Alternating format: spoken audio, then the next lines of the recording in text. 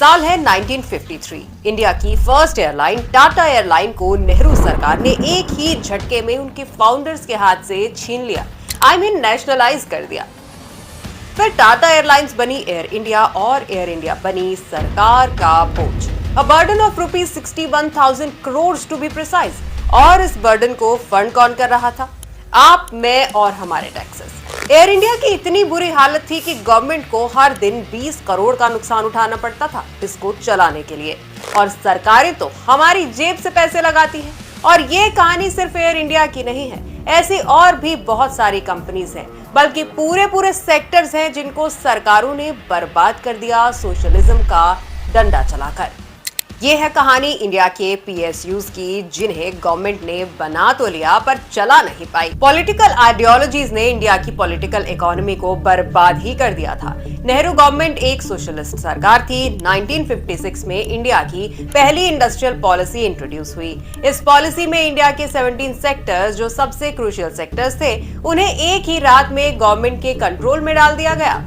ये ऐसा था मानो इंडिया में एंटरप्रेन्योरशिप को पैदा होने से पहले ही मार देना। देखिए, पॉलिसीज लाने में सरकारों से मिसकैलकुलेशंस होती हैं, but this policy was a blunder, क्योंकि इस मेजर इकोनॉमिक पॉलिसी को लाने के लिए रीजन सिर्फ आइडियोलॉजिकल थे, इकोनॉमिकल नहीं। और ये खराब डिसीजन यहाँ तक नहीं रुके। 1956 में लाइफ इंश्योरेंस को नेशनलाइज कर दिया गया, ये कहते हुए Indian insurers, non Indian insurers, provident society सबको एक एंटिटी में मर्ज करके बनाया गया LIC, which is a PSU। अब इंश्योरेंस में उस वक्त चल रहे थे बहुत सारे स्कैम्स। गवर्नमेंट ने एक स्ट्रिक्ट रेगुलेटरी बॉडी बनाने की बजाय उसको नेशनलाइज ही कर दिया। बेसिकली नेशनलाइजेशन एक टूल बन गया था to fix every problem in economy. Indira Gandhi made it worse. 1969 में से नेशनलाइज्ड 14 बैंक्स, जिसके लिए ये मेन रीजंस दिए गए, बट इनमें से कुछ भी नहीं हुआ। This policy was a complete failure. और इस फेलियर के बावजूद 1980s में Mrs Gandhi followed up with another round of nationalisation, जहां 6 बैंक्स नेशनलाइज कर दिए गए। 1970s में जनरल इंश्योरेंस, कोल माइंस भी नेशनलाइज कर दी गई। इस दौरान प्राइवेट सेक्टर को एक एनिमी बना दिया गया। किसी को बिजनेस स्टार्ट करने के लिए 80 से ज्यादा लाइसेंसेस और 420 दिन लग जाते थे। सब कुछ पॉलिटिशियंस और ब्यूरोक्रेट्स के हाथ में था। दूसरी तरफ जो सेक्टर नेशनलाइज किया जा रहा था, वो समझिए बर्बाद हो रहा था। PSUs बढ़ते जा रहे थे, गवर्नमेंट उन्हें चला नहीं पा रही थी। Air India, MTNL, oil India, SAIL जैसे बड़े PSUs भारी लॉसेस में रहे हैं, क्योंकि गवर्नमेंट के इंटरफेरेंस रहता है सब डिसीजंस में, और ये डिसीजंस जरूरी नहीं प्रॉफिट के लिए लिए जाएं। इसका सबसे बड़ा एग्जांपल है LIC, which is a life insurance company, right? Now LIC का प्रॉफिट कब होगा? When people live longer. If people start dying early, तो इसमें LIC का लॉस है। But guess what? ITC India की सबसे बड़ी टोबैको कंपनी में LIC का 16% स्टेक है। Why did LIC do this? Because the government ordered it to। ये LIC के कमर्शियल इंटरेस्ट से बिल्कुल कॉन्ट्राडिक्टरी है।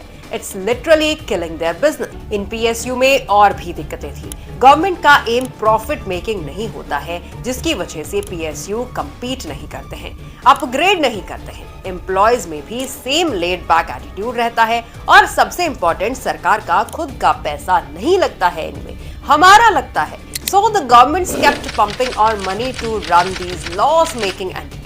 क्या फर्क पड़ता है? हम तो हर साल टैक्सेस देते हैं। इस ब्लंडर को रोका 1991 के बोल्ड LPG रिफॉर्म ने, और 1992 में इंडिया की एक और इंडस्ट्रियल पॉलिसी आई, जिसने 1956 के इंडस्ट्रियल पॉलिसी को रिवर्स किया। 17 में से सिर्फ 5-6 सेक्टर्स को ही गवर्नमेंट के लिए रिजर्व रखा गया, जैसे कि space, atomic energy, defence, railways etcetera. 91 के बाद हमारी कंट्री प्राइवेटाइजेशन और डिसइन्वेस्टमेंट की तरफ बढ़ने लगी। प्राइवेटाइजेशन और disinvestment is basically government selling और reducing its stakes in these firms, जिसका मेन एम इन फर्म्स को प्राइवेट कंपनीज को देना नहीं है, बल्कि गवर्नमेंट अपने आप को इनमें से निकालना चाहती है। वाजपेयी गवर्नमेंट ने काफी बड़े स्टेप्स लिए डिसइन्वेस्टमेंट के लिए। 1999 में गवर्नमेंट ने सेटअप करा डिपार्टमेंट ऑफ डिसइन्वेस्टमेंट, जो 2011 में full fledge ministry of disinvestment बनी। अब वाजपेयी गवर्नमेंट डिसइन्वेस्ट करना चाहती थी BPCL और HPCL को, पर कर नहीं पाई क्योंकि इंडिया में एक प्रॉब्लम है, द पी वर्ड। प्राइवेटाइजेशन को बड़ा ही गलत माना जाता है। प्राइवेटाइजेशन मतलब बेच दिया देश कैपिटलिज्म को, जो कि गलत सोच है। Private sector wealth creation, job creation, nation building में सबसे बड़ा रोल प्ले करता है। It was also Vajpayee government जिसने एयर इंडिया को डिसइन्वेस्ट करने का सबसे पहला अटेम्प्ट किया था। Then under the UPA government nothing moved for 10 years. In fact, बहुत से PSUs की हालत और खराब हुई। खराब पॉलिसीज के साथ मल्टीपल स्कैम्स निकल के आए। इंडिया के नवरत्न PSUs जैसे कि MTNL between the years 2006 and 2012 had lost 90% of its market share. SAIL, Hindustan petroleum, Nalco and Indian oil की मार्केट वैल्यू भी उनकी नेट वर्थ से नीचे आ गई थी। 53 listed PSUs jumped threefold between 2009 to 2013. 2014 में मोदी गवर्नमेंट एंटर करी है एक क्लियर और बोल्ड एटीट्यूड के साथ और फिर शुरू हुए बैक टू बैक PSUs में reforms. The government now proposed to sell a part of its holding in the LIC by way of initial public offer. Banks में फैलाया हुआ आपके रायता हम साफ कर रहे हैं। 10 public sector banks are now going to be merged into 4 mega structures. Air India was sold to India's Tata sons, the Maharaja's birth parents. Are we selling away the lands? No, this infrastructure national monetization pipeline is talking about brownfield assets which need to be better monetized. Modi government का main objective रहा है बहुत सी PSUs को privatize करना through strategic disinvestment to help revive them. ये पैसा government use करती है टू बिल्ड इंफ्रास्ट्रक्चर। इसमें सबसे सिंबॉलिक था एयर इंडिया का प्राइवेटाइजेशन, जो इतना कंट्रोवर्शियल और मुश्किल था that it took 7 years to complete. But government की पॉलिटिकल विल थी जिसने ये प्रोसेस पूरा किया। LIC के IPO ने लोगों को शॉक कर दिया था। सबका मानना था कि इससे लोगों के पैसे डूबेंगे, बट आंखें ऊंची करके सुनाया चाहता हूं, आज LIC के शेयर रिकॉर्ड स्तर पर ट्रेड हो रहे हैं। गवर्नमेंट का 6 लाख करोड़ का एसेट मोनेटाइजेशन प्लान भी PSUs को उनके एसेट्स को जो वैल्यूएबल है बट गवर्नमेंट के पास रखे हुए वेस्ट हो रहे हैं, उन्हें मोनेटाइज करने में एक बहुत बड़ा और एम्बिशियस प्लान है। गवर्नमेंट ने हाईली स्किल्ड प्रोफेशनल्स हायर किए हैं उन PSUs को मैनेज करने के लिए जिन्हें गवर्नमेंट रखना चाहती है फॉर स्ट्रैटेजिक पर्पसेस। HAL आज अपने ऑपरेशंस के थ्रू रिकॉर्ड रेवेन्यूज अर्न कर रहा है।